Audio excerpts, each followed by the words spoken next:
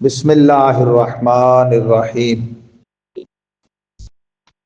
الحمد للہ وحدہ والصلاة والسلام علی من لا نبی بعدہ وعلی آلہ وصحبہ واہل بیتہ الذین اوفوا عہدہ اما بعد فاعوذ باللہ من الشیطان الرجیم بسم اللہ الرحمن الرحیم۔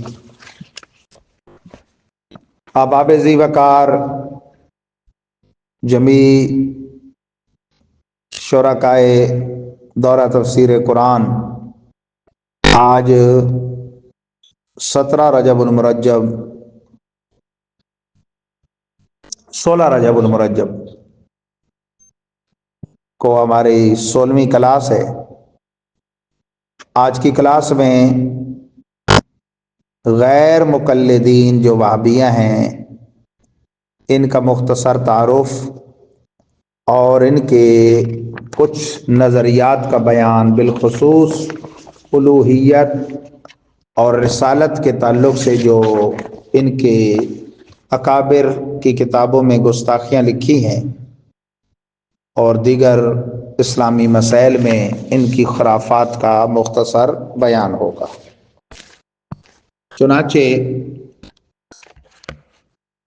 اس گروہ کا امتیازی عقیدہ اور نظریہ یہ ہے کہ یہ لوگ تقلید ائمہ مجتہدین اور مجتہدین کے اجتہادی مسائل کے بڑے شد و مد سے منکر ہیں۔ ظواہر نصوص سے، یعنی قرآن و سنت کی جو ظاہری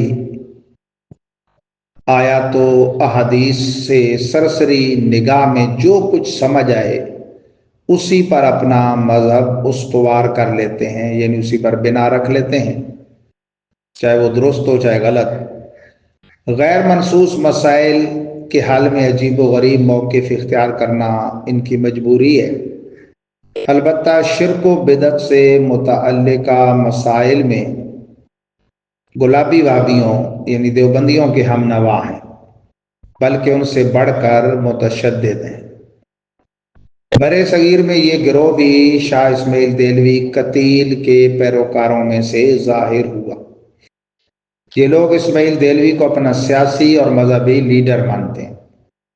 ترک تقلید میں ان کے سب سے بڑے عالم میاں نذیر حسین دہلوی اور نواب صدیق حسن خان بھوپالی اور نواب وحید الزماں حیدرآبادی ہوئے ہیں۔ برے صغیر میں فتنہ ترک تقلید کہ بھائی نہ ہم حنفی ہیں، نہ شافعی، نہ مالکی، نہ حنبلی، کو انہی میاں صاحب، نواب صاحب اور ان کے شاگردوں نے انگریزی امداد کے بل بوتے پر پروان چڑھایا۔ یہاں تک انہوں نے وہابی سے اپنا نام اہل حدیث بھی انگریز سے رجسٹرڈ کروایا، جس کا پورا ریکارڈ موجود ہے۔ سیاست میں یہ حضرات بھی سرکار انگریزی کے خدمت گزار ایجنٹ ہوئے ہیں۔ اس خدمت گزاری کی وجہ انہیں سرکار جو تھی اس وقت کی انگریز، اس کی طرف سے مراعات اور انعامات بھی دی جاتے تھے۔ اس پر ان کی اپنی کتابیں خود گواہ، اور دونوں گروہوں چونکہ انہیں دین کے خلاف جو استعمال کرنا تھا۔ یہ کل جس گروہ کا آپ نے پڑھا اس کا بڑا لیڈر ہے اشرف علی تھانوی، اس کا بھائی خود محکمہ ڈاک میں تھا۔ وہ کہتا ہے کہ انگریز سرکار ماہواری 600 روپے بیچتے تھے، حضرت کی ماہواری کا ریٹ تھا 600 روپے۔ لفظ ماہواری استعمال کیا اس نے، وہاں ماہانہ یا مشاعرہ یا وظیفہ نہیں کیا، تو اس کی ماہواری کا ریٹ جو ہے وہ طے کیا ہوا تھا انگریز نے 600 روپے۔ وہ کہتا ہے میں اپنے خود لے کے آتا تھا۔ تو اس طبقے نے بڑی گستاخیاں کی ہیں۔ گستاخانہ قید و مسائل میں سے جو ان کی کتابوں میں ہیں، ایک تو وہ اسماعیل دہلوی جو پیشوائے وہابی ہے، اس کی تو میں نے بعض بیان کی 17۔ اب توحید کے حوالے سے دیگر لوگوں کی باتیں سنیے۔ توحید جو کہ اسلام کا بنیادی عقیدہ ہے۔ نمبر 1، وحید الزماں رقم طراز ہے، یہ سیاستہ کا ان کا مترجم ہے۔ تفسیر وحیدی تبویب القرآن صفحہ 60 مطبوع لاہور میں الیاذ باللہ لکھتا ہے کہ اللہ کرسی پر بیٹھتا ہے جب تو 4 انگل بھی بڑی نہیں رہتی اور اس کے بوجھ سے چر چر کرتی ہے. یعنی اللہ کا جسم بھی ثابت کیا، مکان بھی. تفسیر وحیدی صفحہ 50 پہ کہتا ہے اللہ نے آسمان و زمین اور جو کچھ ان کے بیچ میں ہے 6 دن میں بنایا اور پھر ان کا انتظام کرنے کو تخت پر جا بیٹھا. یہاں بھی مکان و جسم ثابت کر رہے ہیں. اسی تفسیر وحیدی صفحہ 665 پہ کہتا ہے کرسی پر اللہ تعالیٰ کے مبارک قدم ہیں اور عرش کرسی سے بھی بڑا ہے، اس کی ذات مقدس عرش سے اوپر ہے. اوپر نیچے دائیں بائیں آمنے سامنے اور جسم مکان یہ مخلوق کے شایان شان ہے، خالق اس سے منزہ اور مبرہ ہے. لیکن وہابیوں کا خدا جو ہے وہ یہ ساری چیزیں رکھتا ہے. تفسیر الباری ترجمہ اور شرح صحیح البخاری پارہ 4 صفحہ 74 مطبوعہ قدیم لاہور میں یہی نواب وحید الزمان لکھتا ہے اللہ تعالیٰ کلام کرتا ہے اور کبھی کلام نہیں کرتا، کبھی اترتا ہے کبھی چڑھتا ہے. غرض صفات افعالیہ کا حدوث یعنی جو کام ہیں افعال ہیں ان صفتوں کا اس سے ظاہر ہونا اور تغیر اہل حدیث کے نزدیک جائز ہے. جیسے بندوں میں ہوتا ہے اس طرح کہتا ہے یہ جائز ہے. 5ویں بات تفسیر الباری پارہ 3 صفحہ 107-8 پہ الیاذ باللہ اس نے حد کر دی. کہتا ہے اللہ تعالیٰ کے لیے منہ، آنکھ اور ہاتھ، کمر، قدم اور آنا جانا، بیٹھنا، ہنسنا، تعجب کرنا ثابت کیا گیا. اہل حدیث یعنی وہابی اس پر بھی متفق ہے. اہل حدیث کی اصل اصطلاح تو اہل حق کے نزدیک محدثین کے لیے، حدیث والے، اہل فقہ فقہا، اہل حدیث محدثین، اہل صرف صرفی، اہل نحو نحوی، اور یہ اپنے آپ کو کہلاتے ہیں. وہ اپنے عرش پر 7 آسمانوں کے اوپر ہے، اس کو اختیار ہے جہاں چاہے جب آئے، چاہے آوے جائے، جس سے چاہے بات کرے، جس صورت میں چاہیے چاہے اپنے تئیں دکھلا دے، کوئی امر بھی مانے نہیں. اس کی کتاب ہے ہدیت المادی جس پہ پابندی بھی لگی رہی اور غیب کی انہوں نے وحید الزمان کی. اس میں جلد 1 کے صفحہ 7 پہ استغفر اللہ اس نے جو گستاخی کی ذات واجب تعالیٰ کی، نقل کفر نباشت، اللہ تعالیٰ کی صفات فعلیہ جو کہ حادث ہیں، حالانکہ اللہ کی جملہ صفات ازلی ابدی اور قدیم ہیں، ان پر حدوث طاری نہیں ہوتا. کہتے ہیں کلام، استوا، ہنسنا، اترنا، چڑھنا، آنا، قریب ہونا، دور ہونا، وتی کرنا، استغفر زوجہ بھی ثابت کی، خوش ہونا، پریشان ہونا، چلنا، ملال کرنا، غیرت، شرمانا، ٹھٹھا، مذاق، مسکری، مکر، دھوکہ، خالی ہونا، تردد، دوڑنا، ہاتھ میں لانا، جھانکنا وغیرہ. اب یہ ان کا جناب لیڈر ہے. صفحہ اپنا 7ویں بات ہدیت المادی جلد 1 صفحہ 9 پہ کہتا ہوا سبحانہ قدیم لا ابتداء لوجودی ولا انتہا وشیء لا کالاشیاء وشخص ومرء لا کالاشخاص والناس. اللہ سبحانہ قدیم ہے. ہم کہتے ہیں اللہ قدیم ہے، اس کی جملہ صفات بھی قدیم ہے، ازلی، ابدی، سرمدی، دائمی، اس کی ذات کے ساتھ قائم، اعلیٰ طرز کی تحقیق پر اس کی ذات کا عین، اس کے وجود کی کوئی ابتدا ہے نہ انتہا. یہ بات ٹھیک ہے. شے ہے لیکن دیگر اشیاء کی مانند نہیں، یعنی شے بمانا موجود. یہ بات بھی ٹھیک ہے، شرافی کے اکبر اور بڑی محققانہ کتابوں میں لکھی ہے.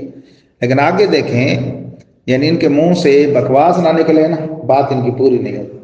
شخص و مرء لا کالاشخاص، شخص ہے اور مرد ہے، نہ اشخاص اور لوگوں کی طرح. اللہ تعالیٰ پر بھی مرد کا اطلاق کیا اس نے، جو فرشتوں پر بھی نہیں ہوتا. فرشتے بھی مرد زن ہونے سے پاک نہ ہوتے. 8ویں بات الفیصلۃ الحجازیہ صفحہ 8 مطبوعہ راولپنڈی مولوی عبدالاحد خانپوری وہابی نے اپنے سردار وہابیہ مولوی ثناء اللہ امرت سری کے بارے میں لکھا کہ یہ زندیق کہتے ہیں بے دین کو اللہ عز و جل کی ہزاروں مثلیں قرار دیتا ہے. یہ خود چھوٹا وہابی بڑے وہابی کے بارے میں تسلیم کرتے ہیں. اور یہی الفیصلۃ الحجازیہ صفحہ 21 مطبوعہ راولپنڈی، یہ 9ویں بات ہے توحید کے تعلق سے سنولا مرتسوی کے بارے میں یہی وہابی عبدالعاد خان پوری لکھتا ہے کہ آریہ یعنی ہندو پادری نے قرآن پر اعتراض کیا کہ قرآن میں لکھا ہے ان اللہ علی کل شیء قدیر، یعنی اللہ ہر چیز پر قادر ہے، تو اللہ اپنی مثل بنانے پر بھی قادر ہے یا نہیں؟ سو اس اجہل الناس، چھوٹا بھابی بڑے بھابی کو کہہ رہا ہے اجہل الناس، لوگوں میں سب سے جاہل نے کہا کہ ہاں قادر ہے، اپنی مثل بنا سکتے ہیں، یعنی اللہ دوسرا اللہ بھی بنا سکتا ہے۔ یہ ان کی توحید ہے، توحید پہ بڑا زور دیتے ہیں یہ، اور استغفر اللہ، نبیوں ولیوں کے کمالات سے یہ چڑھتے ہیں تو اللہ کی یہ استغفر اللہ۔ تو اعلیٰ حضرت کا رسالہ جو الگ سے بھی فتح رضویہ سے ہٹ کے چھپا ہوا ملتا ہے، اور اس کا معروف عرفی نام ہے وہابیوں کے جھوٹے خدا، وہابیوں کے خدا، اس کا مطالعہ ہر سنی کو کرنا چاہیے۔ اب آئیے ذرا مزید دیکھیے ان وہابڑوں کے توہین رسالت کے تعلق سے گستاخانہ عقائد، مجموعی طور پہ یہ 10واں عقیدہ ان کا، یعنی جو بیان میں کر رہا ہوں توحید کے تعلق سے 9 باتیں بیان کی، یہ 10واں۔ محمد الرسول اللہ کا منکر بھی ناجی ہے، کہتے ہیں محمد الرسول اللہ کا انکار کرے پھر بھی نجات پانے والا ہے۔ کلمہ توحید یہ بھی ایک اشتہار ہے، مولوی ثناءاللہ صاحب نے اخبار اہل حدیث کے ایک پرچے میں لکھا تھا کہ اگر کوئی لا الہ الا اللہ محمد الرسول، لا الہ الا اللہ پڑھے اور محمد الرسول اللہ کا قائل نہ ہو تو وہ بھی امیدوار نجات ہے۔ اس اشتہار پہ اس مسئلہ پر پوری روشنی ڈالی گئی۔ حقیقت مناظرہ 1926 مابین اہل حدیث و مقلدین، کلا گجر سنگھ، آخری صفحہ۔ 11ویں بات جس کا تعلق بھی رسالت سے ہے، فتاوی نظیریہ جلد 2 صفحہ 303 اور 4 پہ مطبوع لاہور۔ یہ جو ڈپٹی نظیر ہے ان کا، یہ بھی بڑا آدمی ہے ان کا، اور اسے یہ یعنی میاں نذیر حسین دہلوی کو بڑا محدث اور بڑا پتہ نہیں کیا کچھ مانتے ہیں۔ سوال ہوا ہے لا الہ الا اللہ کے ساتھ محمد الرسول اللہ کا وظیفہ پڑھنا یا کلمہ خوانی اس طور پر کرنا شرعاً جائز ہے یا نہیں؟ جواب، وظیفہ مجموعہ لا الہ الا اللہ محمد الرسول اللہ کا ثابت نہیں، وظیفہ کے لیے صرف لا الہ الا اللہ ہے۔ فتاوی ثنائیہ ثناء امرتسری جلد 1 صفحہ 80 مطبوع لاہور، کہتا ہے ذکر و عبادت کے موقع پر تو صرف لا الہ الا اللہ ہی ہے، ہاں اقرار و شہادت کے وقت محمد الرسول اللہ کہنا ضروری ہے۔ ایک کہہ رہا ہے محمد رسول اللہ اقرار و شہادت کے وقت ضروری ہے، دوسرا کہتا ہے کوئی قائل نہ بھی ہو وہ بھی امیدوار نجات ہے۔ 12ویں بات جو تعلق رکھتی ہے رسالت سے، فتاوی ثنائیہ جلد 2 صفحہ 77 مطبوع لاہور میں درود شریف کی مخالفت کرتے ہوئے جو ان کا وتیرہ ہے، کہتا ہے حدیث شریف میں جس درود شریف کی تعلیم آئی وہ یہ ہے اللہم صلی علی محمد وعلی آل محمد کما صلیت علی ابراہیم وعلی آل ابراہیم انک حمید مجید۔ اس کے سوا درود سب بناوٹی ہیں، اصلی کے ہوتے ہوئے بناوٹی کو لینا ناجائز ہے، حالانکہ کئی اور درود ہیں جو خود حدیثوں سے ثابت ہیں۔ جزا اللہ عنا محمدا ما هو اہلہ، خود سرکار نے تربیت فرمائی، اور پھر قرآن میں عمومی حکم ہے صلو علیہ وسلم تسلیما، صلو بھی مقید نہیں ہے، سلمو بھی مقید نہیں ہے، دونوں اپنے اطلاق پر ہیں، المطلق و یجری علی اطلاقی۔ معنی کیا ہوگا؟ درود و سلام پڑھو جب چاہو پڑھو، جیسے پڑھو، جو ان کے شان نشان ہو اور جو وقت ان کے شان نشان۔ تو یہ تو بارگاہ رسالت میں تحفہ ہے نا، سلام ہے، اسے اپنی زبان میں اردو، عربی، انگلش، فارسی میں جو ان کے شان نشان ہو وہ کہہ سکتے، لیکن ان کو چونکہ درود سے چڑ ہے اور اس بیس پر پھر انہوں نے کچھ تو حق نہیں تھی، تو یہاں یہ حق دیا کہ اس کے سوا سب درود بناوٹی ہیں، اصلی کے ہوتے بناوٹی کو لینا ناجائز۔ تو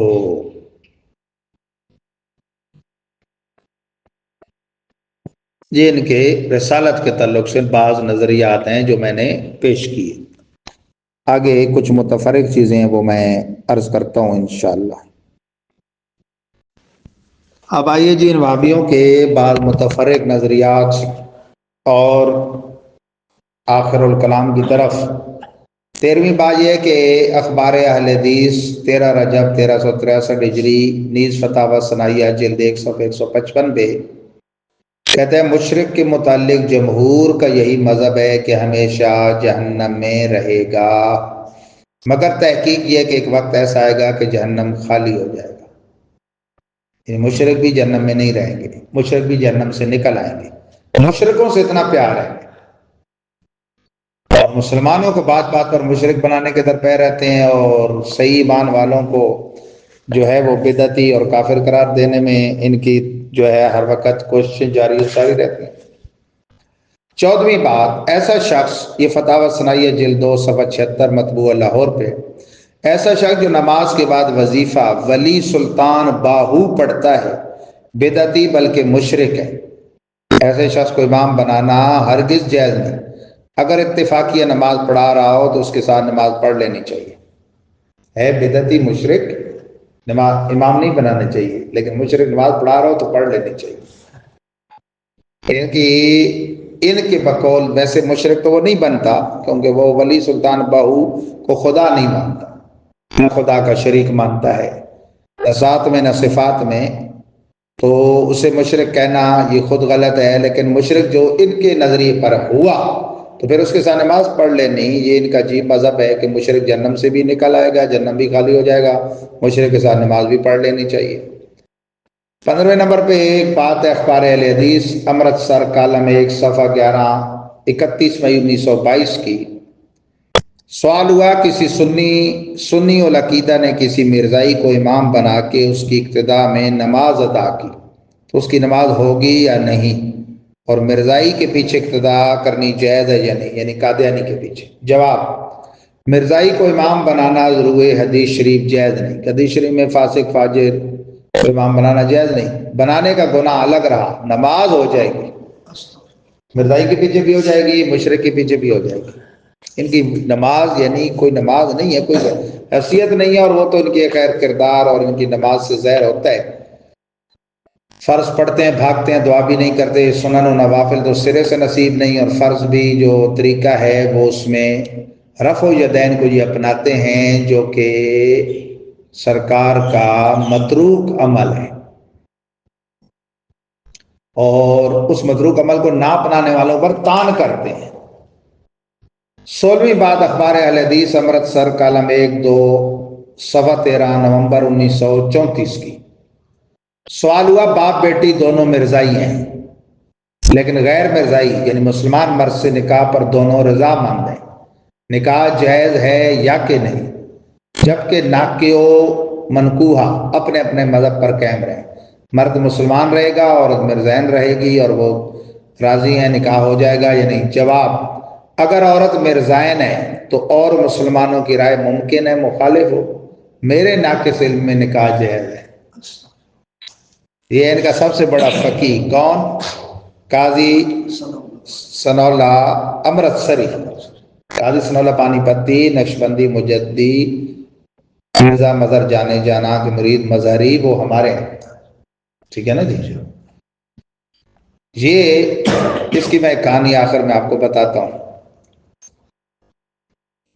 یہ سیکنڈ لاسٹ بات ہے 17 نمبر اخبار اہل حدیث امرتسر صفحہ 10 17 جولائی 1908۔ سوال، جو شخص مرزا اور مرزائیوں کو کافر نہ کہے وہ بھی کافر ہے، کیا یہ صحیح ہے؟ جواب تو اس کا یہی تھا کہ یہ صحیح ہے، جو مرتدوں کو مرتد نہ کہے وہ خود مرتد ہے، کافر ہے۔ جواب، مرزائیوں کو کافر نہ کہنے والے کو کافر کہنا صحیح نہیں، اور وہاں بھی آج ٹپتے ہیں، اچھلتے ہیں، کودتے ہیں کہ یہ ہمارے باب ثناءاللہ امرتسری نے تو مرزے کو کافر کہا تھا، اور تو کسی نے کہا ہی نہیں۔ دیوبندیوں کو بھی یہی حال تھا، یہ مولوی رشید احمد اور مولوی اشرف علی کے بڑے کمزور موقف ہے مرزے کے بارے میں، یہاں تک ہے کہ ہم تو اس کو ابھی بھی مرد صالح اور متقی اور یہ سمجھتے ہیں، ہم تو کفر کا فتویٰ نہیں دیتے۔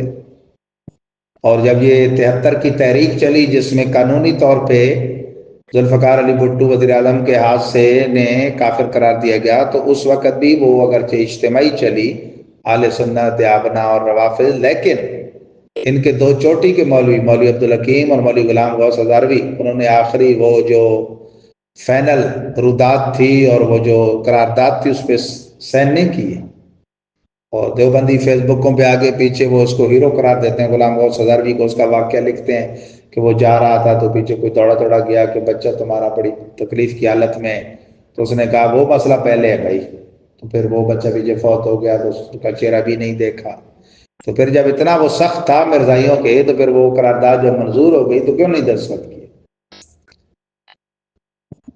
آخری بات یہ ہے، سوال یہ 18ویں بات، اخبار اہل حدیث امرتسر صفحہ 10 17 جولائی 1908، جو شخص مرزا صاحب کو کافر نہ کہے اس کی اقتداء جائز نہیں، کیا یہ بات صحیح ہے؟ مرزائی کو کافر نہیں کہتا تو خود غلط ہوا، تو کیا یہ بات صحیح ہے کہ اقتداء اس کی جائز نہیں؟ جواب، یہ قول بھی بلا دلیل بلکہ غلط ہے۔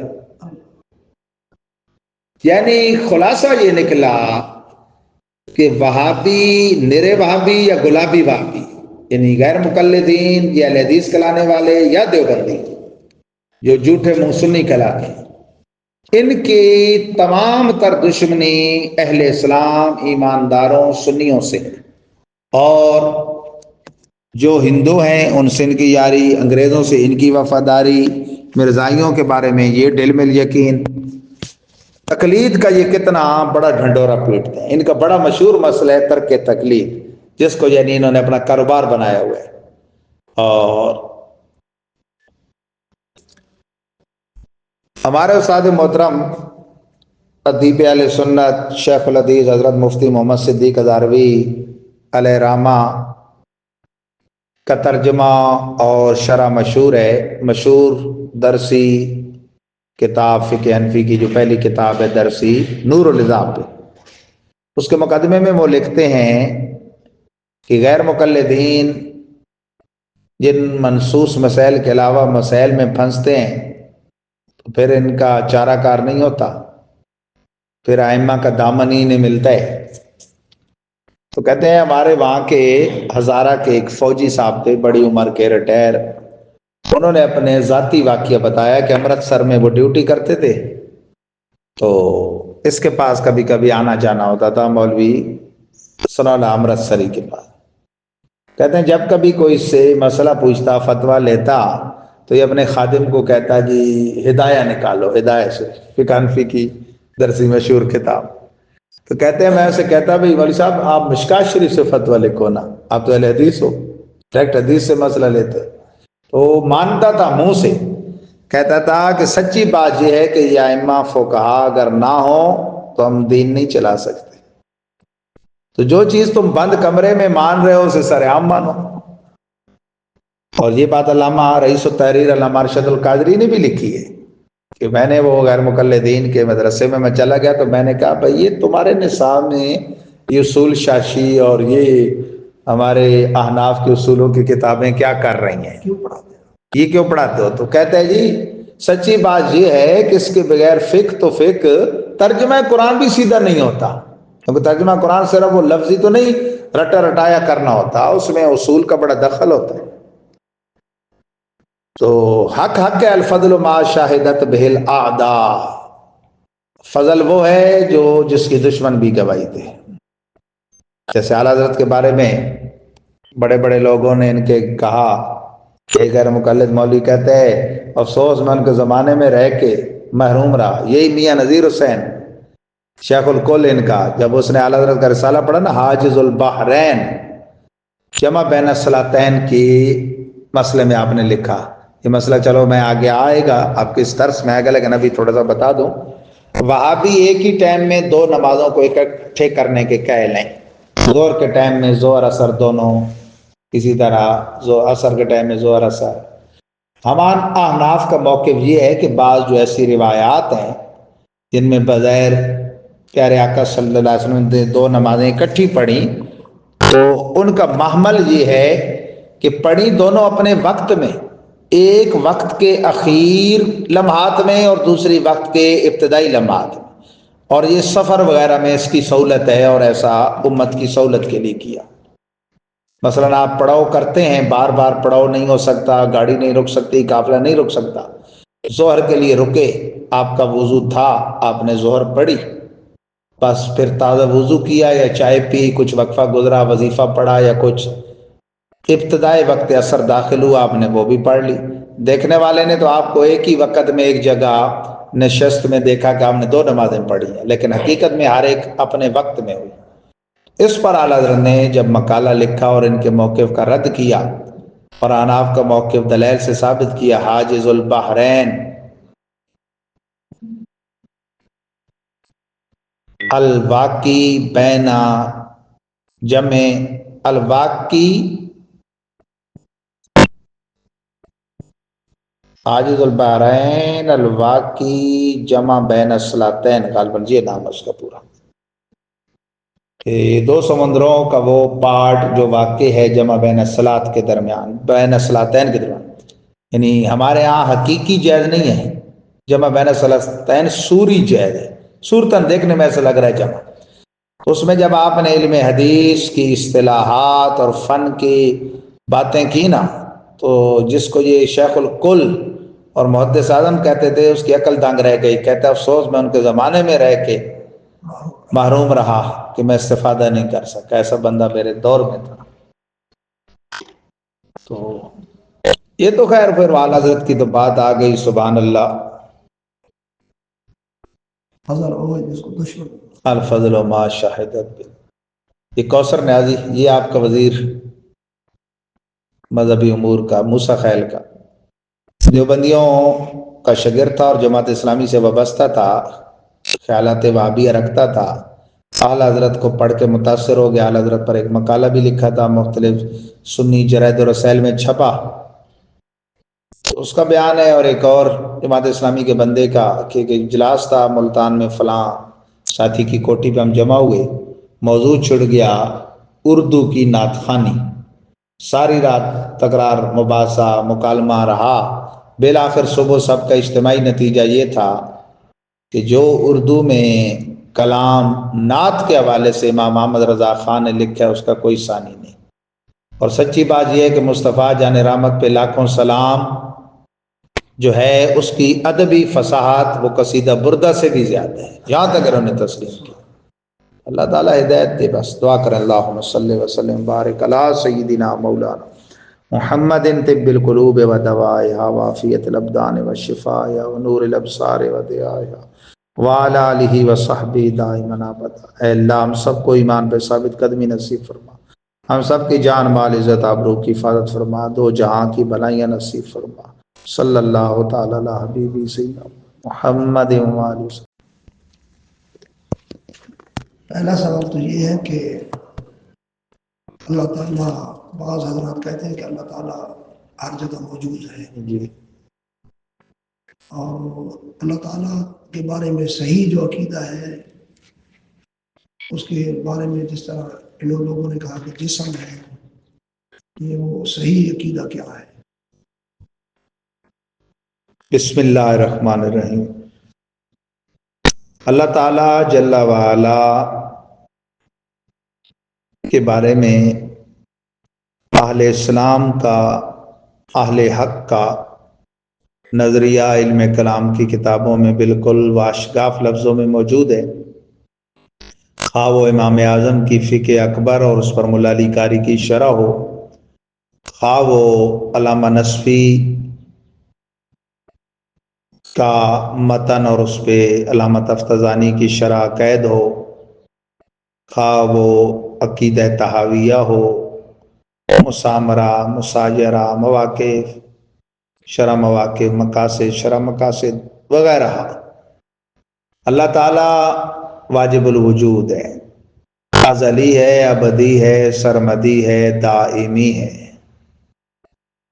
لا یجری علیہ زمان، اس پر زمانہ جاری نہیں ہوتا، ماضی حال مستقبل. جیسے ہم کہتے ہیں نا اقبال صاحب بچے تھے جوان ہیں بوڑھے ہوں گے. اللہ تعالیٰ کے حوالے سے یوں نہیں کہہ سکتے. لا مکان لہو اس کا مکان نہیں، لا جسم لہو اس کا جسم نہیں، لا ضد لہو ولا ند لہو اس کا شریک نہیں، اس کی ضد نہیں، اس کا مماثل نہیں. لا مثل لہو ولا مثال لہو. اللہ تعالیٰ کیا ہے جو سمجھ آئے وہ خدا نہیں، مختصر اور جامع. اور جو عقل میں آئے جو سمجھ آئے وہ خدا نہیں، اور جو خدا ہے وہ عقل میں سما سکتا نہیں. ٹھیک ہے نا. اللہ کے تو حبیب کی یہ شان ہے کہ مخلوق میں جن کو ان کا سب سے زیادہ قرب رہا انہیں فرمایا جاتا ہے یا ابا بکر لم یعرفنی حقیقتاً غیر ربی. اے ابو بکر میری حقیقت کو میرے رب کے سوا کسی نے نہ جانا. جب اس کے حبیب کی حقیقت کو کوئی نہ جان سکا تو رب کی حقیقت کون جان سکتا ہے؟ ہاں اس کی صفات سے اس کی ذات کا ادنا تعارف ہوتا ہے، اور وہ ہوتا ہے فکر ہر کس بقدر ہمت اوست کے مستاق، جس پر اللہ جتنے دروازے کھول دے. تو اب اس کی ذات اس کی صفات جو ہیں وہ قدیمہ ہیں اس کی ذات کی طرح، غیر حادث. کیونکہ واجب الوجود اسے کہتے ہیں جو اپنے وجود میں کسی کا محتاج نہ ہو. وجود من حیث الوجود کی 3 قسمیں: واجب الوجود، ممکن الوجود، ممتنع الوجود. واجب الوجود جس کا ہونا ضروری، نہ ہونا محال، غیر ضروری. ہونا ضروری، ہونا ضروری اور نہ ہونا غیر ضروری. وہ صرف اللہ کی ذات ہے جو اپنے وجود کے ہونے اور وجود کے قیام میں کسی کی محتاج نہیں. ممتنع الوجود اس کی ضد ہے جس کا وجود غیر ضروری اور اس کا نہ ہونا یہ ضروری. وہ شریک باری تعالی ہے کہ وہ نہیں ہے. اور ممکن الوجود جس کا وجود و عدم برابر، کہ وہ ہے پھر نہیں ہوگا. اس کا وجود اللہ کے وجود بخشنے کا محتاج، اس کا وجود قائم رہنے میں اللہ کا محتاج. فنا کے گھاٹ اتار دے گا پھر میدان محشر میں لا کھڑا کرے گا. وہ سارے ممکنات و مخلوقات ہیں. تو اللہ تعالیٰ واجب الوجود ہے اور کوئی واجب الوجود نہیں. تو وہ جہت جسم اور وہ بصیر ہے لیکن محتاج آنکھ نہیں. وہ سمیع ہے لیکن اس آلہ کان کا محتاج نہیں. ٹھیک ہے نا جی. وہ گرفت کرتا ہے لیکن اس آلے ہاتھ کا محتاج نہیں. تو جہاں کہیں قرآن و سنت میں اس کے لیے وجہ ید وغیرہ آئے ہیں تو ان کی تعویل کی جائے گی. یہ متشابہات میں سے ہیں. متقدمین تو کہتے تھے کہ ان کے حق ہونے پر کہ اللہ کی طرف سے ہمارا ایمان ہے، اس کے معنی کے درپے وہ نہیں ہوتے تھے. متاخرین نے جب دیکھا کہ عوام اپنے معنی گھڑ کے تو گمراہ ہوتی ہے، انہوں نے تعویلات حسنہ بیان کرتے ہیں. دست قدرت کہہ دیا، فَإِنَّمَا تُوَلُّوا فَثَمَّ وَجْهُ اللَّهِ کہ جدھر گھومو گے ادھر اللہ کا وجہ یعنی رحمت، اس سے اس کو تعبیر کر دے ادھر رحمت خدا کو پاؤ گے. یَدُ اللَّهِ فَوْقَ أَيْدِيهِمْ کہ یہ جو ہاتھ صحابہ کے دست مصطفیٰ میں ہیں، ان ہاتھوں پر اللہ کی رحمت ہے. تو یہ تعویلات حسنہ کر دیں تاکہ لوگ اپنے معنی گھڑ کے گمراہ نہ ہوں وہابیوں کی طرح. یہ تجسیم مجسمہ ایک پورا گروہ ہے گمراہ جو اللہ تعالیٰ کے لیے جسم کو ثابت کرتے ہیں. ایک ہے مشبہہ جو اس کی تشبیہ دوسری چیزوں سے دیتے ہیں. اس طرح یہ وہابی میں مجید و زمانے بھی بک دیا کہ مرد ہے. اسی طرح معطلہ ہیں جو اللہ تعالیٰ کے بارے میں کہتے ہیں کہ زمین و آسمان بنا کے وہ معطل ہو گیا، بس اب وہ کارخانہ قدرت یہ خود بخود چل. استغفر اللہ. تو ابن تیمیہ نے بھی یہ مکان اور یہ عرش پر اس کے جلوس کی بات بکی، پھر ظاہر وہی انہوں نے اپنے بڑوں کی آنکنی ہے، تو زمانے بھی وہی بکواس کر دیا، یہ عرش پر اور کرسی پر بیٹھنا اور جو چر والی بات اس نے، یہ ان کے بڑوں میں سے ابن تیمیہ نے بھی اپنے کتاب میں رکھی۔ ابن تیمیہ بنیادی طور پہ صوفیوں کا بڑا محب تھا، علم بھی بڑا اس کا وسیع تھا، لیکن ان لوگوں میں سے تھا ڈاکٹر طاہر القادری کی طرح جن کے بارے میں بزرگوں نے کہا علم اکبر و من عقلہ، علم عقل سے بڑا ہو گیا، حالانکہ یک من علم رات 10 من عقل بایت۔ تو اس نے امت میں یہ 3 طلاقیں ایٹ اے ٹائم 3 نہیں ہوتی، ایک ہوتی ہیں، یہ پہلی دفعہ اسی نے گھڑا ہے، یہ بدعتی مسئلہ ابن تیمیہ نے۔ اللہ کے لیے یہ تجسیم کی بات اسی نے کی ہے کان کی، اور روضہ اقدس کی نیت کر کے جانا اس سفر کو حرام اسی بد نصیب نے لکھا ہے۔ تو اب ظاہر ہے ہم کیسے کہیں کہ بھائی جی وہ صوفیوں کا قائل تھا، تو وہ 11ویں کے لیے اتنے لنگر اور اونٹوں پہ وہ بیچتا تھا کہ جناب اس کی کوشش ہوتی تھی کہ وہ بغداد معلیٰ میں روضہ غوث اعظم پہ ربیع الاول کے آخر میں پہنچ جائیں تاکہ 11ویں کے میں بر وقت تقسیم ہو۔ تو ہم ان چیزوں کو تو پھر نہیں دیکھیں گے نا۔ اشرف علی تھانوی نے نور پہ رسالہ لکھا ہے، میلاد پہ رسالہ لکھا ہے، ٹھیک ہے نا جی، لیکن جب کفر ثابت ہو گیا تو پھر سارے اعمال اکارت گئے۔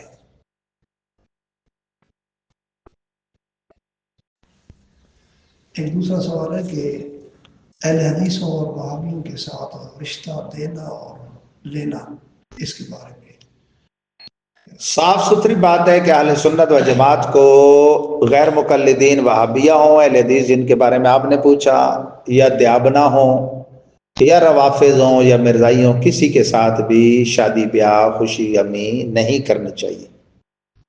اب کسی نے ایسا کر لیا اور وہ مسئلہ پیش آیا، پھر ہم یہ پرکھیں گے کہ وہ جو اہل سنت کے مد مقابل فرد ہے، یعنی مرد ہے ادھر کا یا عورت ہے ادھر، تو دیکھیں گے کہ اس کے عقائد و نظریات حد کفر تک پہنچے ہوئے ہیں، تو پھر تو سرے سے نکاح واقع نہیں ہوا، کیونکہ وہ مرتد ہے۔ مرتد کا اپنے جیسی مرتدہ سے بھی نکاح نہیں ہوتا، چاہے جائے کہ کسی مسلمان سے۔ اور اگر اس حد تک نہیں پہنچے، گمراہی تک پہنچے ہیں، تو نفس نکاح کا انعقاد ہو جائے گا، لیکن اس کے بعد اثرات سے یہ فریق نہیں بچے گا، خواہ یہ مرد ہے یا عورت۔ ایک دن یہ خطرہ رہے گا، ہر وقت رہے گا کہ بھائی یہ کہیں اس کا مذہب نہ اپنا لے اور سرے سے یہ خود بھی نہ گمراہ ہو جائے۔ جو کنفرم مرتدین ہیں، ان کا فرد مرتد ہے، جیسے جو مرزا کو نبی مانتا ہے ایسا ہر مرزا ہی مرتد ہے، اسے دوسرے سے واقعی نہیں ہوگا۔ ان کا یہ ہوتا ہے دیابنا اور وہابیہ کا کہ جو ان کے بڑوں کی عبارات سے مطلع ہو کر ان کی گستاخیوں کی حمایت کرتے اور انہیں اپنا لیڈر مانتے ہیں، پھر ان کا حکم بھی مرتد والا ہے۔ ورنہ عام جو ان میں نماز روزہ کے جھانسے میں تبلیغی جماعت میں اور آگے پیچھے پھنسے ہوتے ہیں، ان پہ گمراہی کا حکم تو ہے، کفر کا نہیں۔ تو پھر اگر کوئی ایسا واقعہ ہو گیا، اور یہ صرف شادی بیاہ کا نہیں، نماز جنازہ پڑھ لی کسی ایسے میت پہ، یا جناب ایسے کے پیچھے نماز پڑھ لی، اسے امام بنا لیا وغیرہ، سب جگہ پہ یہی قانون یہی جاری ہوگا کہ اگلے کے عقائد حد کفر تک پہنچے ہوئے ہیں تو سرے سے پھر وہ چیز باطل ہوگی، اور اگر حد کفر تک نہیں پہنچے ہوئے تو پھر نفس وقوت ہو جائے گا لیکن گناہ گار ہوگا۔ ہاں البتہ حد کفر تک پہنچے ہوئے عقیدے والے میت کو اس کے کفری عقیدے جانتے ہوئے دعائے مغفرت کا حل سمجھا اور دعا کی، تو پھر تو خود بھی مرتد ہو گیا، پھر تو خود بھی دائرہ اسلام سے خارج ہو گیا۔ جیسے بعض لوگ بے وقوف کہہ دیتے ہیں گاندھی کا اور اس طرح کے پکے کافروں کا نام لیتے ہیں تو کہہ دیتے ہیں مرحوم، تو مرحوم تو سیدھا سیدھا رحمت اللہ علیہ کہنا ہے، دعا دینی ہے رحمت کی، یہ خود کفر ہے۔ اللہ تعالی ہمیں بری صحبتوں سے بچائے۔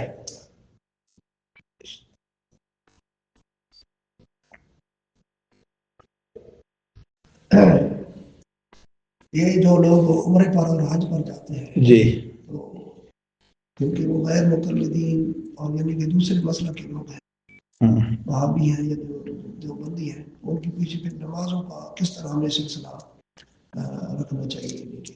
ہاں یہ بڑا اچھا سوال کیا آپ نے اقبال صاحب نے کہ حج و عمرہ پہ جو لوگ ہمارے جاتے ہیں، خواہ وہ حرمین طیبین میں جانے والے پاک و ہند کے باشندگان ہوں یا کہیں کے جو صحیح العقیدہ مسلمان ہیں، تو وہاں حرمین طیبین میں جو لوگ قابض ہیں ان کے عقائد و نظریات درست نہیں، ان کے پیچھے نمازیں پڑھنے کو حکم۔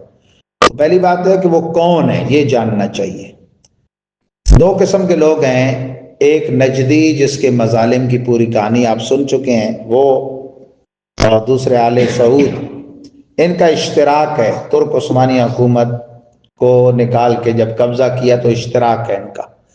اشتراک ایسے ہے کہ جو آل سعود ہیں، جو انتظامی امور ہیں وہ ان کے سپرد ہیں، اور جو نجدی ہیں مذہبی امور ان کے سپرد ہیں دونوں بدعقیدہ۔ یہ آل سعود تو ڈاکو تھے، یہ راستے میں حاجیوں کو لوٹتے تھے اور یہ قابض ہوئے، تو عملی طور پر بھی حالت ان کی بڑی خراب ہے۔ یہود نے ان کے عقد میں ہیں، اور اب تو شراب خانے، جوا خانے اور کیا کیا یہ کر رہے ہیں۔ نظریاتی طور پہ یہ لوگ شو اپنے آپ کو حنبلی کرتے ہیں۔ ابن عبدالوہاب نجدی کی وہی جو سکیم چلی آ رہی کہ وہ بھی اپنے آپ کو حنبلی کہتا تھا، لیکن فقہ امام احمد بن حنبل پہ نہ ان کا عمل ہے اور نہ ہی یہ مقلدین کو پسند کرتے ہیں۔ اگر حنبلی ہیں تو پھر احناف سے ان کی کیا جنگ اور مالکی اور شوافے سے۔ اور نظریات یہ وہابیہ والے رکھتے ہیں، ابن عبدالوہاب نجدی والے توسل اور شفاعت کے بڑے شدید منکر ہیں۔ رسول پاک کو معاذ اللہ ثم معاذ اللہ وہ سمجھتے ہیں کہ وہ اپنے مزار فیض الانوار میں زندہ نہیں ہیں اور سخت بے ادب ہیں۔ جنت المعلی اور جنت البقیع کے اندر ہزار ہاتھ صحابہ و تابعین و ائمہ دین کے مزارات انہوں نے مسمار کیے، اور کہا کہ بس چلتا تو گنبد خضرا کو بھی یہ کرتے۔ تو جو لوگ یہ ساری باتیں جانتے ہیں، ہرگز ان کو ارکان حج و عمرہ ادا کرتے ہوئے اپنی نمازیں دو پہ نہیں لگانی چاہیے، کیونکہ ہم وہاں حج و عمرہ کرنے جاتے ہیں، اپنی نمازیں ضائع نہیں کرنا چاہتے۔ بعض بیوقوف کہتے ہیں او جی ادھر تو تم ان کے پیچھے نہیں پڑھتے، تو وہاں وہابیوں کے پیچھے حج پڑھتے ہو۔ حج پڑھا نہیں جاتا، حج کیا جاتا ہے۔ وہ جو اجتماعی خطبہ ہوتا ہے بنا میں، وہ بھی ہر کان تک اس کی آواز پہنچے اور وہ سنے، یہ شرط نہیں۔ عرفات میں، عرفہ کے دن عرفات میں بس موجود ہونا یہ شرط ہے۔ یہاں تک کہ اگر آپ بے ہوش ہو گئے نا، آپ کو ایمبولینس اٹھا کے وہاں سے اس نے گزار لیا، کہ سوتے سوتے چلتے ہوئے آپ وہاں سے گزر گئے، آپ حاجی ہو گئے۔ تو حج پڑھا نہیں جاتا، حج کیا جاتا ہے۔ ہاں ایسی عوام کل انعام جن کو ہوش و حواس ہی نہیں، خبر ہی نہیں۔ تو کاظمی شاہ صاحب غزالی زمان رضی اللہ عنہ، سید احمد سعید شاہ صاحب کاظمی نے ایک فقہی مسئلے پر قیاس کر کے اجتہاد کیا کہ ان کی نمازیں جائز ہو جائیں گی۔ ہاں ان کو کسی نے بتا دیا، سمجھا دیا، پھر وہ بھی پڑھیں گے نہیں ہوگی۔ اور وہ قیاس کیا اس پر کہ اندھیرے کمرے میں امام، یہ ہدایہ شریف وغیرہ ہماری فقہ حنفی کی کتابوں میں مسئلہ لکھا ہے، نماز پڑھا رہا ہے، کچھ مقتدی امام سے آگے ہو گئے، کوئی پیچھے نہیں ہے، دائیں ہو گئے، کوئی بائیں ہو گئے، کوئی آگے۔ تو فرمایا کہ جو صرف اس سے آگے نکل گئے ان کی نہیں ہوگی، باقی جو دائیں بائیں ہو گئے ان کی نماز ہو جائے گی۔ یہ صورت میں کہ جب ان کو امام کا حال معلوم نہیں، تو اس پر قیاس کرتے ہوئے وہ کہتے ہیں کہ یہ مسئلہ تو مشہور ہے احناف کا، تو اندھیری رات میں اندھیرے کمرے والوں پر جیسے امام کا ظاہر حال مخفی ہوتا ہے، اسی طرح یہ جو عوام ہے ان پر ان کا باطنی حال مخفی ہے، جن پر ان کی ہو جائے گی۔ ورنہ صحیح جن کو معلوم ہے تو اصل اصول کو تو دیکھیں تو خود ان کی چونکہ نہیں ہوتی بدعقیدہ کی، تو اس کے پیچھے والے کی کہاں ہوگی؟ تو بس وہ صرف استحساناً ایسی عوام کے بارے میں ہم کہیں گے کہ ان کی ہو جائے گی۔ اللہ تعالیٰ ایسوں کے شر سے ہماری عوام کو بچائے اور سمجھدار ہیں۔ بعض بڑے وہاں پر وہ ڈیڑھ ہوشیار بنتے ہیں، فوجی ادھر آ کے بھی بندہ نماز جماعت سے نہ پڑھے، تو بھائی اللہ کی طرف سے یہ ایک آزمائش ہے۔ رسول خدا مکہ میں رہ کے دار ارقم میں پڑھتے تھے، آپ نے تو نہیں فرمایا ادھر ہو کے بھی بندہ حرم کعبہ میں نہ پڑھے۔ اور پھر جب موقع آیا تو سیدنا 3 دن پہلے اسلام لائے تھے فاروق اعظم سے حضرت حمزہ، ایک صف کے وہ لیڈر بن گئے کہ فاروق اعظم اور تلوار سونتے اعلان کرتے جاتے تھے، جو جانتا ہے سو جانتا ہے، جو نہیں جانتا تو جان لے، میں عمر ہوں بیٹا خطاب کا، اسلام لے آیا ہوں۔ جس نے اپنی بیویوں کو بیوہ اور بچوں کو یتیم کرانا ہوا ہے تو پھر کعبے کے سائے میں نماز پڑھے گی۔ حضور سے بڑھ کے تو کوئی متقی نہیں نا، آپ نے تو نہیں فرمایا میں ادھر ہو کے تو چھپ کے دار ارقم میں پڑھو، اور پھر جب حکومت آئی تو وہاں سے آ کے بھی فتح مکہ کر لیا۔ وسائل نہیں ہوتے تو اس کے مطابق چلنا ہوتا ہے نا۔ یہ حکمت آج بھی اگر ہمارے ساتھی سمجھ جائیں نا، اب دیکھیں کیسا وقت آیا کھڑا ہے، وہ حکمتوں کو اپنانا جب وہ اسے بزدلی کہا جانا لگے تو پھر ایسے ہی ہو گیا۔ بھائی جب وسائل نہیں تھے تو نماز بھی بند دار ارقم میں پڑھی، تعلیم بھی غیر ریشی دی، اور صفا پہ پھر ریشی ادارہ کھولا کہ نہیں؟ اسی کا فیضان ہے، ہر جگہ یہ تجلی صفا کی ہے، ٹھیک ہے نا۔ اور پھر جنگیں بھی لڑیں کہ نہیں؟ ظلم تو وہاں بھی وہ کرتے تھے لیکن ان سے لڑائی نہیں کی، لڑائی یہاں سے کی ہے، بدر میں بھی پہنچ کے کی ہے، احد میں بھی کی ہے، پھر تبوک، ہر جگہ ہوئی ہے کہ نہیں؟ تو احتیاط، حکمت، دانشمندی، اس کو بزدلی کہنا یا اس کو غداری کہنا یا بے وفائی کہنا، یہ خود بے وقوفی ہے۔ اللہ تعالیٰ سمجھ نصیب فرمائے۔ تو بہرحال امام کا عقیدہ اصل دیکھنا ہوتا ہے۔ امام اگر بد عقیدہ ہے تو خواہ وہ گلشن شرازی کی اس مسجد میں کسی میں کھڑا ہو تو بھی اس کے پیچھے نماز نہیں ہوگی، خواہ وہ حرم مدنی کی مسجد میں کھڑا ہو خواہ حرم مکی کی مسجد میں، ہم اس کے عقیدے کو دیکھیں گے، ہم مسجد کو نہیں دیکھیں گے۔ تو بد عقیدہ کے پیچھے نماز نہیں ہوگی۔ نہ بد عقیدہ کے ہاتھ سے ذبیحہ کروانا چاہیے، نہ بد عقیدہ کو اعزاز دے کے ان سے نکاح پڑھوانے چاہیے، نہ جنازے پڑھوانے چاہیے، نہ جمعے پڑھوانے چاہیے، نہ درس دلوانے چاہیے، کسی لحاظ سے ان سے صحبت نہیں رکھنی چاہیے۔ اللہ تعالیٰ محفوظ فرمائے۔